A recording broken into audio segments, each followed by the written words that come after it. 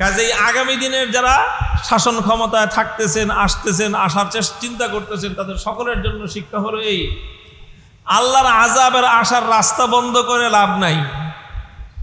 আল্লাহর আযাবের আসার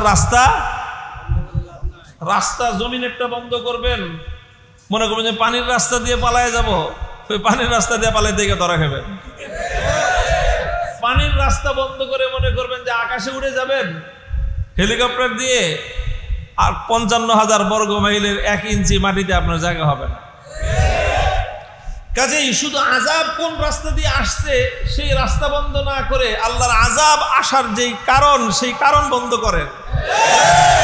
জুলুম বন্ধ করেন, মানুষের অধিকার নিয়ে ছিনিমিনি খেলা বন্ধ করেন। দেশের মালিক আপনারা নন, এই জমিনের মালিক আল্লাহ, আর আল্লাহর পক্ষ থেকে এই জমিনে প্রতিটি আল্লাহর বান্দা হলো আল্লাহর পক্ষ থেকে এই জমিনের অধিকারী। কাজেই ক্ষমতা, দুদিনের ক্ষমতা পেয়ে কেউ নিজেকে এই ক্ষমতার মসনদের মালিক ভাইবা বসবেন না নিজেকে। কি দাম্ভিক উচ্চারণ! আমি মেট্রো রেল বানায় দিছি, আমি পদ্মা সেতু বানায় দিছি, আমি সেই রাস্তা এলিভেটেড এক্সপ্রেস ওয়ে বানায় দিছি। তোর বাবার রাস্তা দিয়ে টাকা দিয়ে বানাইছো, আমাদের পকেট থেকে টাকা নিছো 50,000 কোটি টাকা, 30,000 কোটি টাকা দিয়ে তুমি পদ্মা সেতু বানাইছো, আর 20,000 কোটি টাকা তো তোমরা মাইরা খাইছো।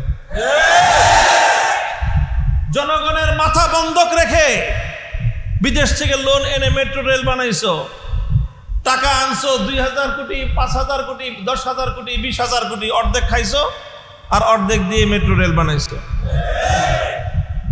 কাজেই এই দাম্ভিকতা আল্লাহ পছন্দ করেন না। আমার কাছ থেকে আল্লাহ দাম্ভিকতা পছন্দ করবেন না, আপনার কাছ থেকেও না, কারো কাছ থেকেই না।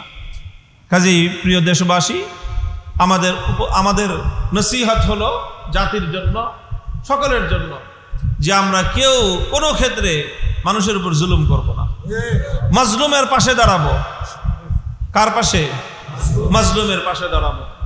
আমার আখেরি পয়গাম আপনাদের কাছে, যে বহু মানুষ নিহত হয়েছে, 5 শতাধিক মানুষের সংবাদ গণমাধ্যমগুলোতে এসেছে।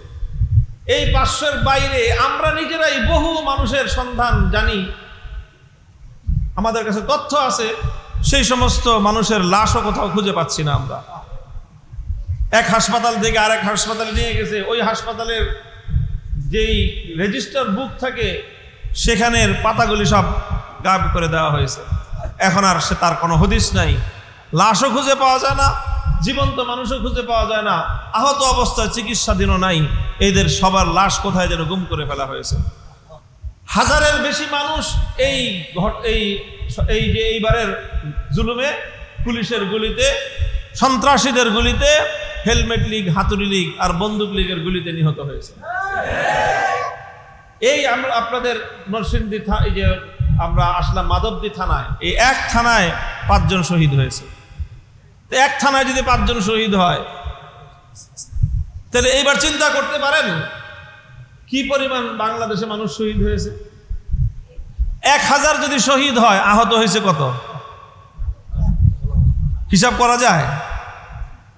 বাংলাদেশের 71-এর মুক্তিযুদ্ধেও এই পরিমাণ নিরীহ সাধারণ, মানে যেটা সিভিল মানুষ, সাধারণ নাগরিক, এত পরিমাণ আহত নিহত হয়েছে কিনা আমার সন্দেহ। এত পরিমাণ মানুষ এইভাবে স্বাভাবিক অবস্থায়, যুদ্ধরত অবস্থায় না, যুদ্ধ ছাড়া সাধারণ অবস্থায় এরকম হত্যাকাণ্ড, প্রাণহানির ঘটনা পৃথিবীতে বিরল। তো এমন বিপুল মানুষ আজকে হাসপাতালের বিছানাগুলিতে কাতরাচ্ছে। আমাদের এখন ঐতিহাসিক দায়িত্ব হলো এই ক্ষতিগ্রস্ত মানুষগুলোর পাশে দাঁড়ানো।